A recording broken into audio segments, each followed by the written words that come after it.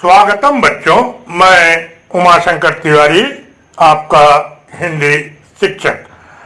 आज हम लोग हिंदी पाठ्य संचयन जो हमारी पाठ्य पुस्तक है उसमें डॉक्टर हरिवंश राय बच्चन द्वारा रचित कविता जो बीत गई सो बात गई उसको समझने का प्रयास करेंगे। बच्चों, कविता 4 खंडों में है।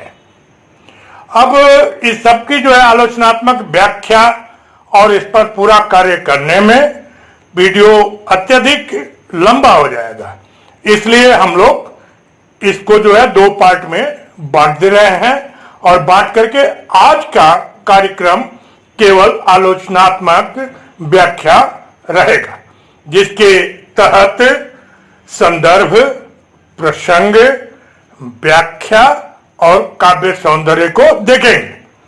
और अगली वीडियो जब मैं बनाऊंगा तो उसमें पाठ से संदर्भित और जो समस्याएं और जो उलझने होंगी उस पर हम लोग विचार विमर्श करेंगे, सोचेंगे, समझेंगे। बच्चों, आप अपनी पुस्तक खोलें एवं पहले खंड को देखें। जो बीत गई सो बात गई, जीवन में एक सितारा था, माना वह बेहद प्यारा था, वह डूब गया तो डूब गया, अंबर के आनंद को देखो, कितने इसके तारे टूटे, कितने इसके प्यारे छूटे, जो छूट गए फिर कहाँ मिले, पर बोलो टूटे तारों पर कब अंबर शोक मनाता है, जो बीत गई सो बात गई। बच्चों, एक बात और आप ध्यान से सुने, ये चारों खंडों का संदर्भ एक ही होगा, या यूं कहें कि पाठ के किसी भी पंक्ति का संदर्भ एक ही होगा। तो इसलिए संदर्भ हम लोग केवल इसी खंड का देखेंगे और बाकी 3 खंड का संदर्भ नहीं देखेंगे। प्रसंग जो है बदलते रहेगा, उसको हम लोग देखेंगे। आइए संदर्भ को देखते हैं।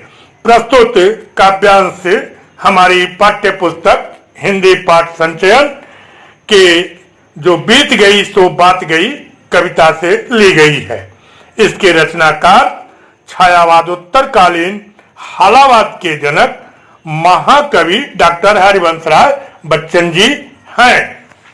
आइए आगे बढ़ते हैं और पंक्ति के प्रसंग को देखते हैं। इस खंड के प्रसंग को देखते हैं। प्रस्तुत पंक्तियां कवि के व्यक्तिगत जीवन से संदर्भित है। कवि की पहली पत्नी श्यामा असाध्य रोग के कारण इस संसार को छोड़कर चली गई थी। उनके मृत्यु के दुख से उबरने का प्रयास करते हुए कवि ने इस कविता को लिखा था, जिसमें कवि ने बीती ताहि विशारदे आगे की सुधि लेव, अर्थात जो बीत गया है उसे भूलकर आगे बढ़ जाओ का संदेश दिया है और इसी संदर्भ में प्रकृति से प्रेरणा लेने का संदेश दिया है। आइए इसकी व्याख्या को हम लोग देखते हैं। हमारे जीवन में जो भी शोभन या अशोभन घटनाएं घटती हैं, हमें उन्हें स्मरण कर व्यथित नहीं होना चाहिए।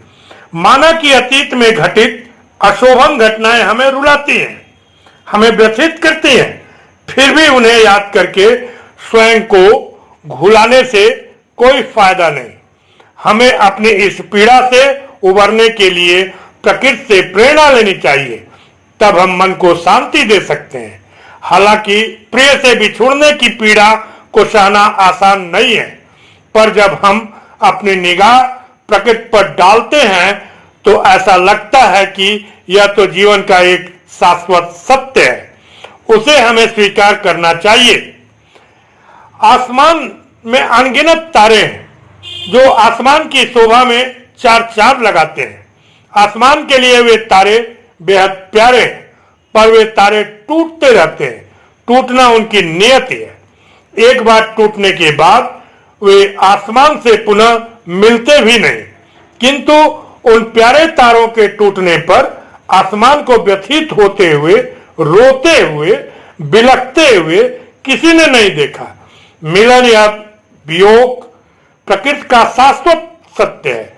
जीवन और मरण जीवन का चक्र है। आया है तो जाएगा, राजा रंग फकीर। इस शाश्वत सत्य को स्वीकार करके हमें शीघ्रातिशीघ्र अपने को दुख से उबार लेना चाहिए। आइए इसके काव्य सौंदर्य को देखते हैं। आलोच्य अंश में जीवन में पीड़ा को भूलकर नए सिरे से जीवन जीने की प्रेरणा कवि ने दी है।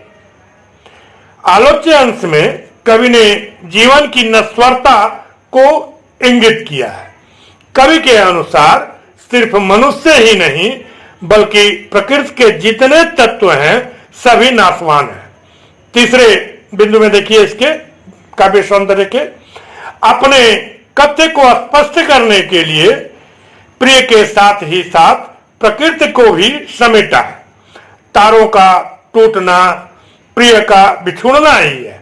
जिस प्रकार तारों को टूट जाने से आसमान व्यथित नहीं होता, उसी प्रकार हमें भी शोकग्रस्त होने की आवश्यकता नहीं है। अपने पांचवें बिंदु को देखिए, अपने कथ्य को बल प्रदान करने के लिए जो बीत गई सो बात गई की पुनरावृत्ति पूरी कविता में हुई है। प्रश्नों की झड़ी ने काव्य सौंदर्य की अभिवृद्धि की है। रस शांत रस है। छंद मुक्तक छंद का प्रयोग हुआ है। अलंकार उपमा अलंकार का प्रयोग हुआ है। भाषा खड़ी बोली का परिनिष्ठित रूप है। शैली लयात्मक शैली है। शब्द लक्षणा है। गुण प्रसाद गुण है। बच्चों पुनः पुस्तक को देखें। जीवन में वह था एक कुसुम, थे उस पर नित्य निछावर तुम। वह सूख गया तो सूख गया, मधुवन की छाती को देखो। सूखी कितनी इसकी कलियां, मुरझाई कितनी बल्लरियां। जो मुरझाई फिर कहाँ खिली, पर बोलो सूखे फूलों पर कब मधुवन शोर मचाता है। जो बीत गई सो बात गई। बच्चों संदर्भ तो वही पहला वाला ही होगा, आपको बता चुके हैं। प्रसंग को ध्यान दीजिए। प्रस्तुत पंक्तियों में जीवन की नश्वरता का वर्णन करते हुए कवि ने उपवन के फूलों व लताओं के सूखने का वर्णन किया है और उसके माध्यम से मनुष्य को संसार की नश्वरता को समझकर स्वजनों की मृत्यु की पीड़ा से उबरने की प्रेरणा दी है। आइए इसकी व्याख्या को देखते हैं। कवि की ऐसी मान्यता है कि यह संसार नश्वर है। जब यह संसार ही नश्वर है तो इसके सारे तत्वों का जिससे प्रकृति की रचना हुई है सभी नाशवान है। फिर हमें अपने प्रिय से बिछुड़ जाने पर हताश और व्यथित होने की आवश्यकता नहीं है। समय बड़े से बड़े घाव को भर देता है। यही सोचकर हमें नए सिरे से उत्साहपूर्वक जीवन के पथ पर आगे बढ़ना चाहिए। कवि ने बार बार इस ओर संकेत किया है कि प्रियजन से बिछुड़ने का यह दर्द केवल मनुष्य ही नहीं झेलता, यह तो संपूर्ण विश्व का शाश्वत सत्य है। इसी संदर्भ में कवि उपवन का उदाहरण देते हुए कहता है कि उपवन की शोभा में चार चांद लगाने वाले फूलों की बल्लरियों व लता गुल्मों की क्या अवस्था होती है। उपवन का प्यारा फूल जिसे देखकर सभी मोहित होते हैं वो एक न एक दिन सूख जाता है। इसी तरह पूरे उपवन के न जाने कितने फूल व कलियां सूखते व झड़ते रहते हैं। लताएं मुरझाती रहती हैं और एक बार मुरझा जाने के बाद वे दोबारा हरी भरी नहीं होती। यह शाश्वत सत्य है। इस शाश्वत सत्य का आभास मानव प्रकृति को है। तभी तो उपवन उन सूखे फूलों को देखकर जो नित्य प्रति सूखते ही रहते हैं, मधुबन कभी अपने नित्य प्रति के सौंदर्य व आकर्षण को छोड़कर आंसू नहीं बहाता। अपने सीने पर सारे गम को बर्दाश्त करता हुआ आगे की ऋतुओं के हिसाब से नए फूलों से पुनः लगकर सौंदर्य से परिपूर्ण हो जाता है। उसी प्रकार मनुष्य के जीवन में फूल की भांति कोमल, सुंदर, सुगंधि फैलाने वाला प्रिय पात्र यदि काल के ग्रास के कारण खो जाए तो हमें अपने हृदय को मजबूत करके इस गम से उबरकर आगे के जीवन की तरफ बढ़ जाना चाहिए। बच्चों, इसके काव्य सौंदर्य की तरफ ध्यान दें। कवि ने यह बताने की कोशिश की है कि सुख दुख, हर्ष विषाद के ताने बाने से ही हमारे जीवन की रचना हुई है। हमारे जीवन में इनका आना जाना स्वाभाविक है। दूसरा, आलोच्य अंश में यह बताया गया है कि हमारे जीवन की सार्थकता शोभन और अशोभन के समन्वय में ही है। अपने जीवन में सुख दुख तो धूप छांव की तरह आते ही रहते हैं। दोनों के आने जाने से ही जीवन में मधुरता आती है। अपनी विचारधारा को और अधिक स्पष्टता करने के लिए कवि ने प्रकृति को साथ लिया है। उपवन, तारों, कलियों, बल्लरियों के प्रयोग ने काव्य लालित्य में वृद्धि की है।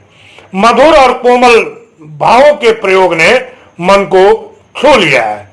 अपने कथ्य को बल प्रदान करने के लिए बच्चन जी ने जो बीत गई सो बात गई की आवृत्ति की है, जिसने पूरी कविता को श्रृंगारिक और मनोहारी बना दिया है। रस शांतरस है। छंद मुक्त छंद की लयात्मकता देखते बनती है। अलंकार, उपमा अलंकार की शोभा देखते बनती है। भाषा कविता में खड़ी बोली हिंदी की प्रौढ़ता परिलक्षित होती है। शैली लयात्मक मुक्तक शैली का प्रयोग है। शब्द अविदा गुण प्रसाद गुण है। बच्चों, पुनः पुस्तक को देखें एवं तीसरे खंड को देखें। जीवन में मधु का प्याला था, तुमने तन मन दे डाला था, वह टूट गया तो टूट गया। मदिरालय का आंगन देखो, कितने प्याले हिल जाते हैं, गिर मिट्टी में मिल जाते हैं। जो गिरते हैं कब उठते हैं, पर बोलो टूटे प्यालों पर कब मदिरालय पछताता है। जो बीत गई सो बात गई। आइए इसके प्रसंग को देखें। प्रस्तुत पंक्ति में हालावादी कवि ने संसार की नश्वरता का सिद्धांत स्पष्ट करने के लिए मदिरालय का उदाहरण दिया है, जहां प्याले टूटा करते हैं किंतु मदिरालय की रौनक पर उसका कोई असर नहीं पड़ता। आइए इसकी व्याख्या को देखें। कवि की ऐसी मान्यता है कि यह संसार मदिरालय के समान है, जिसमें तरह तरह के विचारों और भावनाओं के प्याले हैं। जीवन बड़े ही आनंद की वस्तु है, बशर्ते कि हम जीवन जीने की कला सीख लें। हमें अपने प्रिय पात्र की, जिसे हमने जी जान से चाहा था, जिसके पास होने पर हम सब कुछ भूल जाते थे, वह अगर बिछड़ गया तो मन को अवसाद युक्त करने की आवश्यकता नहीं है। हमें मदिरालय को देखना चाहिए।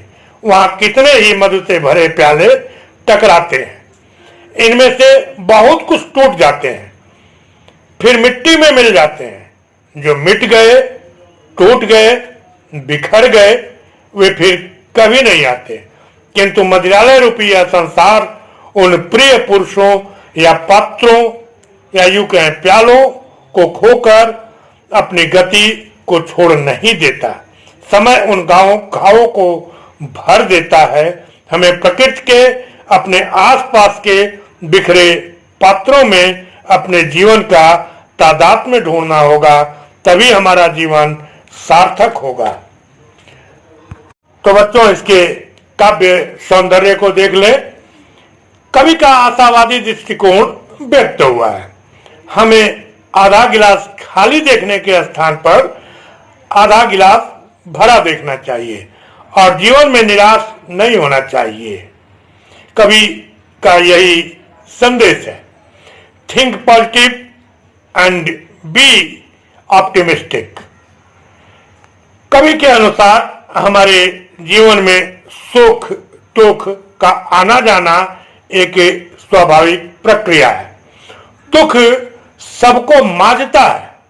हमारे व्यक्तित्व के विकास में इसकी बड़ी भूमिका होती है। आलोच्य अंश में यह बताया गया है कि सुख दुख मन की स्थिति है। दुख का बढ़ जाना ही सुख के आने की सूचना है। व्यक्ति को परिस्थितियों से घबराना नहीं चाहिए। प्रिय पात्र की वियोगजन्य पीड़ा को हमें सहज भाव से झेलना चाहिए। यह जीवन दर्शन की कविता है। जीवन जीने की कला यह कविता हमें सिखाती है। होने को कोई टाल नहीं सकता। प्रकृति के नियम बड़े कठोर होते हैं। हमें अपने को उन नियमों के अनुकूल ढालना होगा, तभी हमारा जीवन आनंदमय होगा। कवि के अनुसार जीवन और मृत्यु, सृजन और संसार प्रकृति का शाश्वत धर्म है, पर इसी जीवन मृत्यु के केंद्र में जीव की स्थिति है। गिरने वाला, यहां से जाने वाला फिर आता नहीं है। सिर्फ उसकी यादें ही हमारे पास रह जाती हैं। अपने कथन को प्रभावशाली बनाने के लिए कवि ने जो बीत गई सो बात गई का प्रयोग किया है। रस, शांत रस का प्रयोग द्रष्टव्य है। छंद, मुक्तक छंद की लयबद्धता देखने लायक है। अलंकार, उपमा अलंकार का बेहतरीन प्रयोग हुआ है। भाषा, डॉक्टर हरिवंश राय बच्चन ने कविता में खड़ी बोली हिंदी के परिनिष्ठित रूप का प्रयोग किया है। शैली लयात्मक शैली है। शब्द, अभिधा एवं लक्षणा का प्रयोग है। गुण, प्रसाद गुण का प्रयोग दिखाई देता है। बच्चों, पुनः पुस्तक को देखें। अंतिम भाग चौथे खंड को। मृदु मिट्टी के हैं बने हुए, मधुगत फूटा ही करते हैं। लघु जीवन लेकर आए हैं, प्याले टूटा ही करते हैं। फिर भी मदिरालय के अंदर मधु के घट हैं, मधु प्याले हैं। जो मादकता के मारे हैं, वे मधु लूटा ही करते हैं। वह कच्चा पीने वाला है, जिसकी ममता घट प्यालों पर, जो सच्चे मधु से जला हुआ कब रोता है, चिल्लाता है। जो बीत गई सो बात गई।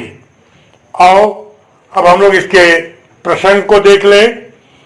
प्रस्तुत पंक्ति में कवि ने जीवन की नश्वरता का वर्णन करते हुए शरीर को घट की भांति कहा है, जो कि मिट्टी का बना होने के कारण कच्चा होता है। अतः वह एक न एक दिन टूट जाता है। उस घट के भीतर का मद महत्वपूर्ण है। आइए व्याख्या को देखते हैं। आलोच्य अंश में बच्चन जी ने इस जीवन सत्य को उद्घाटित किया है कि यह जीवन नश्वर है, अस्थायी है।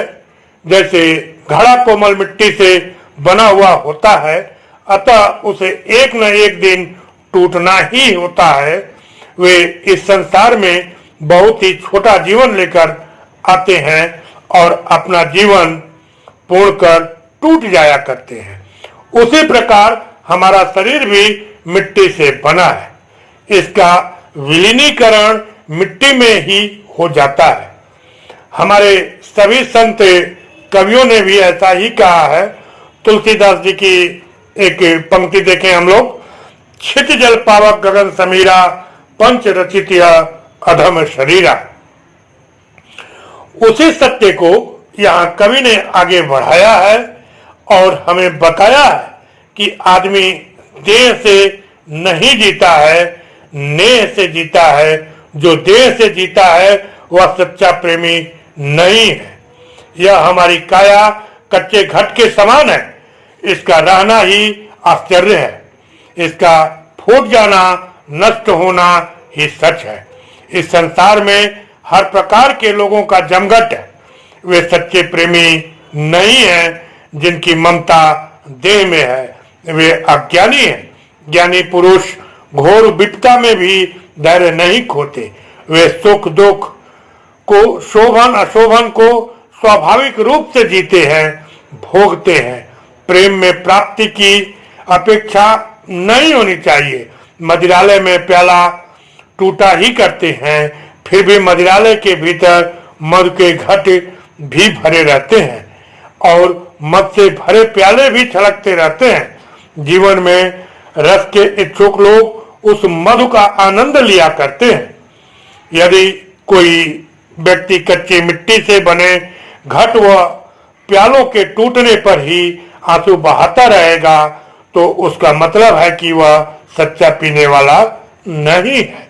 जिन्हें सचमुच मधु से प्यार होता है वह घट या प्याले के टूटने पर रोया या चिल्लाया नहीं करते, अपितु मधु का आनंद लेते रहते हैं। उसी प्रकार जिन्हें वास्तव में जीवन से प्यार है, जो आशावादी हैं, वे अपने प्रियजन के न रहने पर धैर्य नहीं खोते, वरन नए सिरे से जीवन को जीने का प्रयास करते हैं। बच्चों, इसके काव्य सौंदर्य को देखते हैं। जीवन दर्शन की इस कविता में कवि ने यह बताया है कि सच्चा प्रेमी वह नहीं है जो देह से प्रेम करता है। वह सच्चा प्रेमी है जो आदर्शों और सिद्धांतों से प्रेम करता है। मृत्यु जीवन का अंत नहीं बल्कि जीवन की पूर्णता है। क्या हमें अपने प्रेम को अपूर्ण रखना है? अर्थात नहीं। दूसरा, इस अंश में घट, मधु, मदिरालय, ममता जीवन के आनंदमय पक्ष को उद्घाटित करते हैं। प्याले का टूटना, रोना और चिल्लाना शोक को प्रदर्शित करता है। शोक और आनंद जीवन की सतत प्रक्रिया है। एक के अभाव में दूसरे की कल्पना भी नहीं की जा सकती है। इस अंश में कवि ने जीवन की क्षणभंगुरता की ओर संकेत किया है। घटों एवं प्यालों का टूटना इसी ओर इंगित करता है। कवि हमें मानवीय प्रेम के साथ आध्यात्मिकता का भी दर्शन कराना चाहता है। कवि ने यह संदेश दिया है कि हमारे जीवन जगत में जो भी घटित अघटित है उसे स्वीकारने में ही हमारे जीवन की सार्थकता है। यही जीवन जीने की कला है। भाषा खड़ी बोली हिंदी शुद्ध, सहज एवं बोध गम्य है। विभिन्न मिथकों के प्रयोग ने काव्य सौंदर्य में वृद्धि की है। यह कविता मन को छू लेती है। रस शांत रस का प्रयोग है। छंद मुक्तक छंद का प्रयोग है। अलंकार उपमा अलंकार का प्रयोग है। तो बच्चों, आज हम लोगों ने डॉक्टर हरिवंश राय बच्चन जी की कविता जो बीत गई सो बात गई उसकी आलोचनात्मक व्याख्या की। फिर आपको याद दिलाना चाहूँगा मैं कि इस पाठ पर और जो कार्य बाकी रह गए हैं वो अगली वीडियो में आपको मिलेंगे। हाँ, एक बात ध्यान दीजिएगा, इस आपके स्क्रीन पर स्मृति संकेत के रूप में हरिवंश राय बच्चन जी का संक्षिप्त जीवन परिचय, पाठ का शब्दार्थ, बहुविकल्पीय प्रश्नोत्तर, लघुत्तरीय प्रश्नोत्तर और अति लघुत्तरीय प्रश्नोत्तर आ रहा होगा, जिसे आप लोग सभी जो है अपनी कॉपी में उतारेंगे। और पाठ बहुत अच्छा है, इसे आप 4-5 बार ध्यान से पढ़ेंगे शुद्ध उच्चारण के साथ, एवं वीडियो को 1-2 बार ध्यान से देखेंगे, सुनेंगे और समझने का प्रयास करेंगे, ताकि पाठ का जो ये व्याख्या है वो बखूबी आपको समझ में आ जाए और परीक्षा की दृष्टि से तैयार हो जाए। और आप लोगों को एक सलाह देना चाहूँगा कि आप ध्यान दीजिएगा, वीडियो इस चैनल के प्लेलिस्ट में जो है कक्षा 10 और कक्षा 12 पश्चिम बंगाल माध्यमिक बोर्ड और पश्चिम बंगाल उच्च माध्यमिक परिषद के समस्त पाठ पर कार्य करके पढ़ा हुआ है। अपने मित्रों, साथियों, सहपाठियों को आप जो है फॉरवर्ड करें, इस चैनल को सब्सक्राइब करने का सलाह दें ताकि इसका अत्यधिक लाभ सभी को मिल सके। आज के लिए बस इतना ही। आप सभी को बहुत बहुत धन्यवाद एवं आशीर्वाद।